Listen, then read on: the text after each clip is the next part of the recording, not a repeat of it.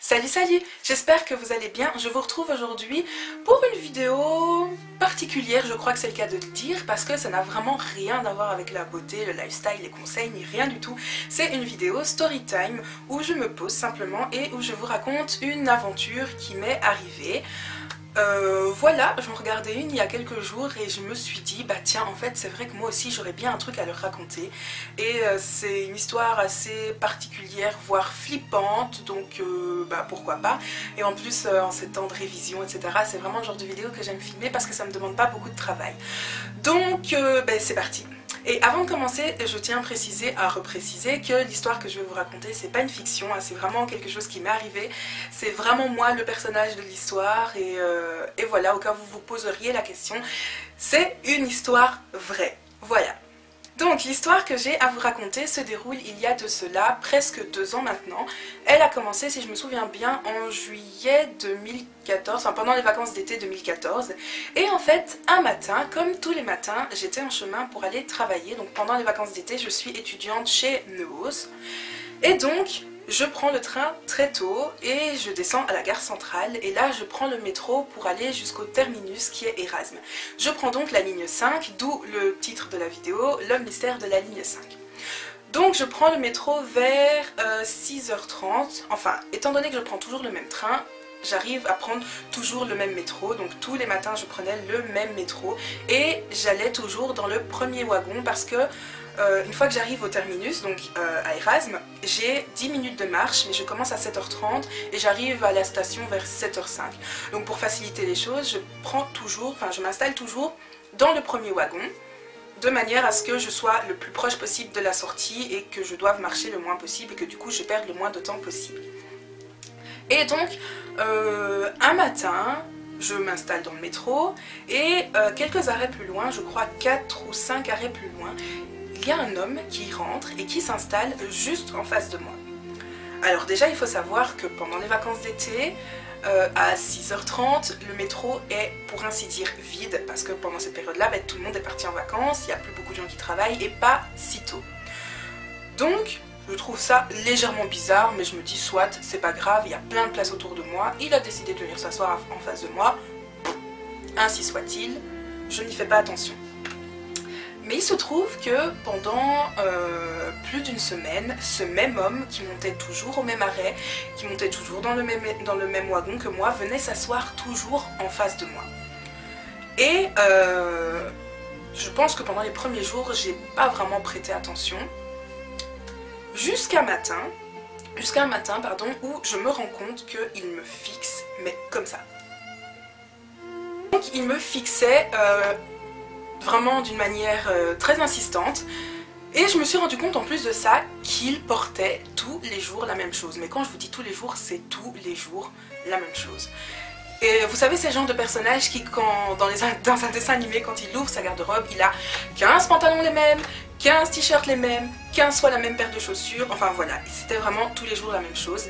Et tous les matins, il avait le même journal, la même édition de journal, enfin non, juste le même journal, après la date je sais pas, mais enfin, soit, qu'il posait sur ses genoux, qu'il ne lisait même pas et qui préférait me fixer en fait en me regardant, voilà, comme ça, d'un air super insistant et super désagréable.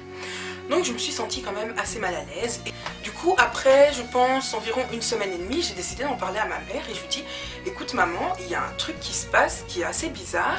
Quand je prends le métro, tous les matins, il y a un homme qui rentre toujours au même arrêt et qui vient s'asseoir toujours en face de moi.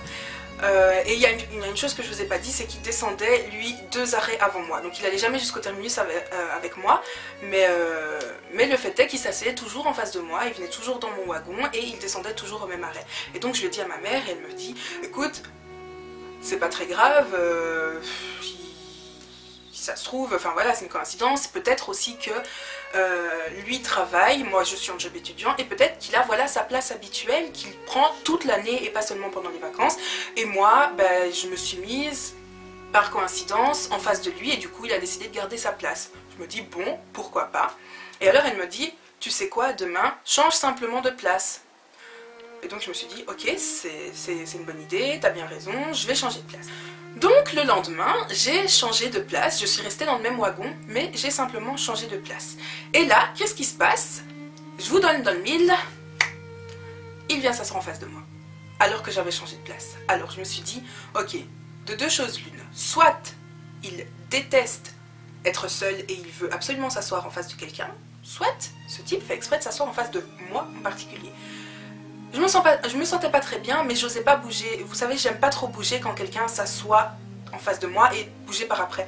Ça fait un petit peu genre tu pues ou un truc comme ça, et du coup je bouge et je me sens pas très à l'aise en faisant ça. Je sais pas pourquoi, mais enfin soit. Du coup j'osais pas et je me suis simplement dit, bah c'est pas grave, demain ce que je vais faire c'est que je vais carrément changer de wagon. Donc au lieu d'aller dans le premier wagon, je vais aller dans le deuxième. Ce que j'ai fait, donc je me retrouve le lendemain matin en allant dans le deuxième wagon. Et donc j'arrive à l'arrêt où il monte d'habitude et personne. Je me dis ok c'est cool, il est monté dans le premier wagon, il a décidé d'y rester et voilà, je vais continuer mon chemin tranquille. Sauf que à l'arrêt d'après, qu'est-ce qui se passe? Monsieur vient s'asseoir en face de moi. C'est-à-dire qu'il a bougé du wagon, il est descendu du premier wagon et à l'arrêt d'après, il est venu s'asseoir en face de moi. Me dites pas que c'est pas bizarre. Donc, intérieurement, je me suis dit, oh, c'est un fou furieux, c'est pas possible, qu'est-ce qu'il me veut, qu'est-ce que je vais faire, je bouge pas, je reste pas, je ne sais pas. Donc, autre stratégie, je me suis dit, le lendemain matin, au lieu d'aller dans le deuxième wagon, je vais carrément aller au milieu du métro. Donc je bouge complètement, histoire d'être vraiment loin de lui. Donc le lendemain, j'ai complètement bougé de wagon, j'ai été très loin. Je me suis dit, quitte à marcher après, tant pis, je préfère me sentir à l'aise. Donc, je descends, je monte dans mon métro le lendemain, en étant très loin de lui. Du coup, j'arrive à l'arrêt où il monte d'habitude, il n'y a personne, je me dis, ok, il est monté dans le premier wagon, comme d'habitude, je suis tranquille.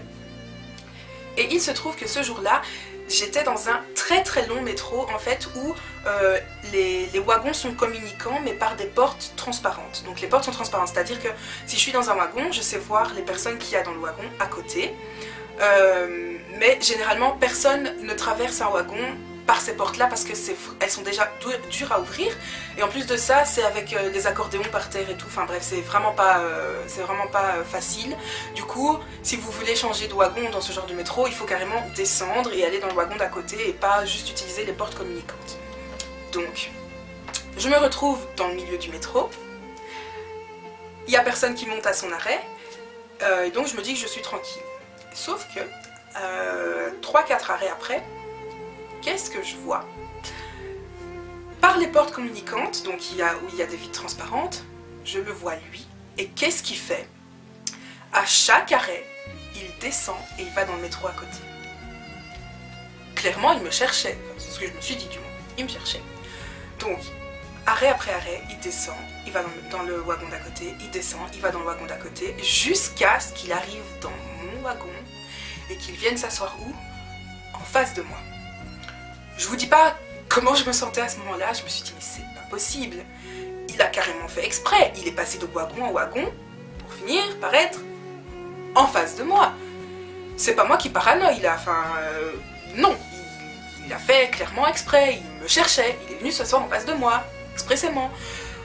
Du coup je commençais à paniquer à ce moment-là, je me suis dit mais c'est pas possible, comment je vais faire? En plus s'il se passe quelque chose, ben, il n'y a personne dans le wagon, dans le métro à cette heure-là, comment je vais faire? Et en plus il n'y a même pas de caméra je crois dans les métros, du coup je me suis dit bon, on va se calmer, on va bouger, on va faire quelque chose, bref. Et le temps que je reprenne un peu mes esprits, on est arrivé à son arrêt, il est descendu, ok. Du coup je me suis dit, je vais trouver 2 autres personnes qui sont déjà installées et je vais m'asseoir avec elles en pensant que une personne normalement constituée ne va absolument pas venir déranger 3 personnes et s'asseoir avec elles alors que tout le reste du métro est vide. Normal quand même. Déjà, les gens dans les transports en commun, ils aiment bien avoir un certain espace, ils n'aiment pas qu'on vienne les coller. Alors je me dis, il va certainement pas venir alors qu'on est déjà 3. Donc ça c'est une chose. Donc le lendemain matin, je cherche 2 personnes et je vais m'installer. Donc elles étaient à l'extrémité, donc vers l'allée. Et moi je me suis mise côté fenêtre. Du coup on était 3 et il restait juste une place en face de moi côté fenêtre. Clairement, si j'avais été, si c'était moi, je n'aurais jamais dérangé ces personnes-là, genre passer en plein milieu d'elles alors qu'il y avait plein de places à côté. Mais qu'est-ce qui se passe? Ce type a fini par trouver le wagon dans lequel j'étais et il est venu se mettre où? En face de moi. Donc là, je me suis dit, il est vraiment dérangé, ça se trouve c'est un psychopathe, il va m'enlever, je vais mourir, je ne vais plus jamais retrouver mes parents, ma famille, etc. Donc sur le coup, franchement, j'étais vraiment... j'avais envie de pleurer, mais je me suis dit, écoute, il t'a jamais parlé, donc ça se trouve, il te veut aucun mal. D'un côté, j'étais partagée entre l'idée de ce type il est fou, il veut m'enlever, il va se passer quelque chose, mais avec l'autre idée qu'aussi il m'a jamais parlé, il monte pas au même arrêt que moi, il ne descend pas au même arrêt que moi, du coup, a priori, il est bizarre, mais il n'a pas l'air dangereux non plus. Donc voilà. Et alors, il s'est passé une chose qui a fait que je me suis dit là, c'est pas possible, il se passe vraiment quelque chose. Et j'étais vraiment au bord de la crise de nerfs et à deux doigts de péter un câble. Il s'est passé que, un jour, en allant travailler comme d'habitude, il y a eu un accident sur la ligne et les métros ont été bloqués. Donc je montais d'habitude à Gare Centrale, lui montait 4-5 arrêts après moi. Et quand j'ai su que ben voilà, tous les métros étaient bloqués, déjà j'allais arriver en retard, donc j'ai prévenu le travail que j'allais arriver une demi-heure, si pas une heure en retard. Et à ce moment-là, j'ai été donc au guichet des métros pour demander ce que je pouvais faire et ils m'ont baladé de station en station. J'ai dû prendre d'autres lignes du coup et je crois qu'au total j'ai fait 4 ou 5 stations et à chaque fois à ces endroits-là j'ai attendu bien 10-15 minutes pour voir s'il y avait des navettes parce qu'on m'a dit que normalement il y avait des navettes qui remplaçaient les métros, etc. Des bus, je sais pas quoi, bref. Je me suis fait balader de station en station et j'ai bien perdu comme ça genre 40 minutes. Quelque chose comme ça. Et au moment où le problème a été réparé, j'ai quand même laissé passer 2-3 métros. Enfin, c'est pas que je les ai laissés passer, mais il y a eu tellement de problèmes qu'il y avait beaucoup trop de monde et du coup, j'ai pas réussi à avoir un métro. Donc, quand le problème s'est résolu, pardon, j'ai pris le 3e ou 4e métro qui est passé. Et à ce moment-là, je crois que j'étais à... Je sais pas, j'étais pas à la station où je monte d'habitude, mais bref, bien loin. Et donc je monte dans le métro qui était blindé de monde, il y avait vraiment full de gens. Et je me suis dit, bah au moins aujourd'hui il n'a pas su me trouver parce qu'avec toutes les péripéties qu'il y a eu, il aurait vraiment fallu qu'il me suive pour après genre presque une heure de balade qui se retrouve dans mon métro, en plus avec tout ce monde là, dans mon wagon.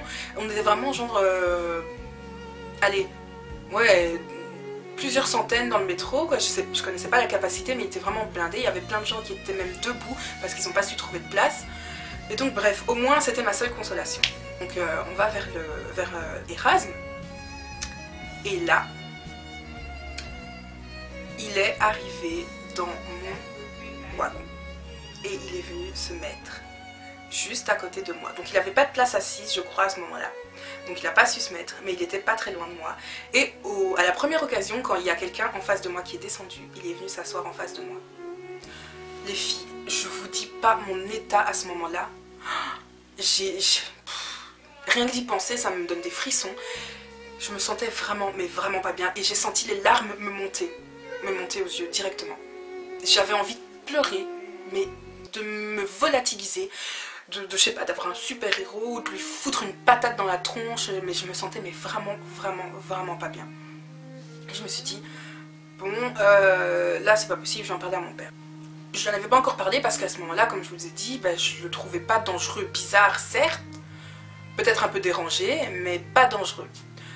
Et mais quand j'ai eu cette histoire-là, cette péripétie-là, je me suis dit, ok, là je vais lui en parler, je lui en ai parlé, et il m'a dit, si tu le vois encore demain, tu prends ton téléphone, tu prends une photo, tu l'envoies à tes sœurs, tu prends une vidéo, comme ça on a son visage, si jamais il devait arriver quelque chose, tu l'envoies à tout le monde. Est-ce que tu veux que je vienne avec toi demain? Je lui ai dit, écoute, non, je vais prendre une photo, je vais l'envoyer à tout le monde, comme ça s'il m'arrive quelque chose, bah vous le savez, enfin vous savez à quoi il ressemble. Je sais pas pourquoi j'ai dit non d'ailleurs pour qu'il m'accompagne, enfin, bref. J'espérais encore jusqu'au bout que ce type soit normal.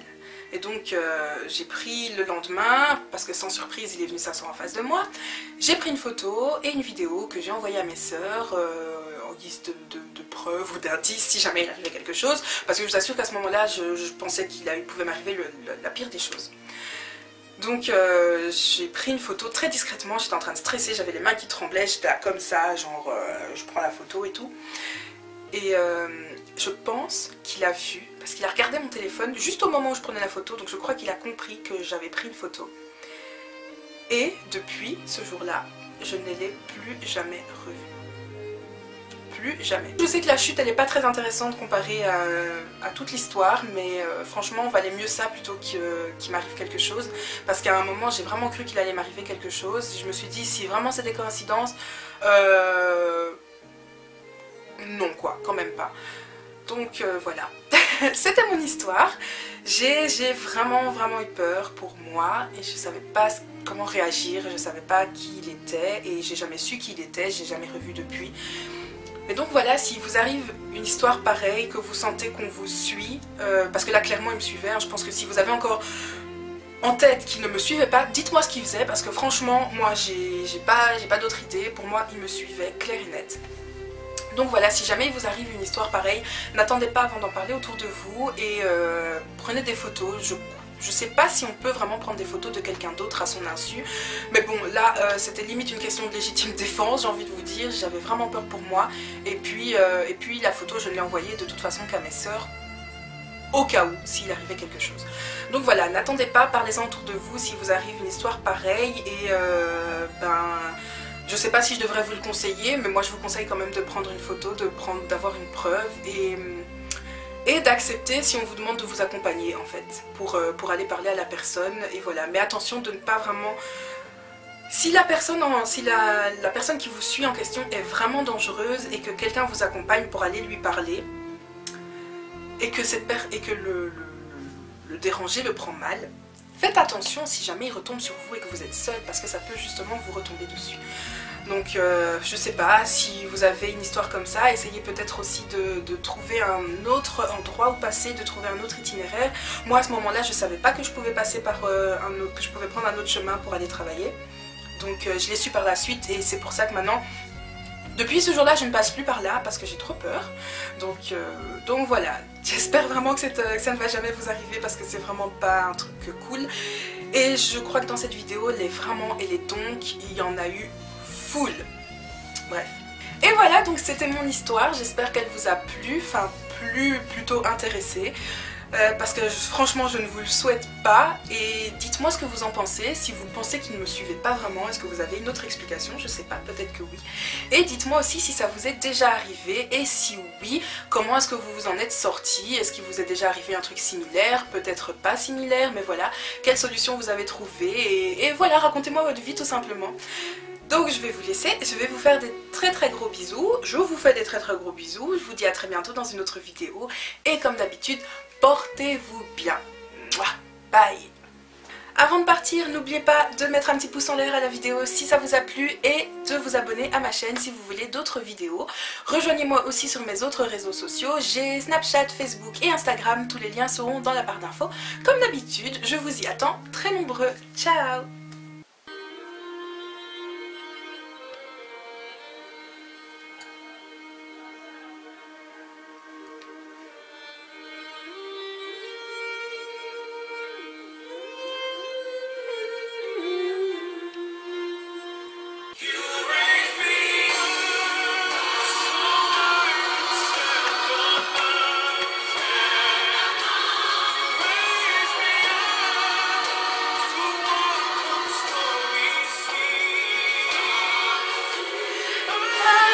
Strong when I am on your shoulders, you raise me up tomorrow.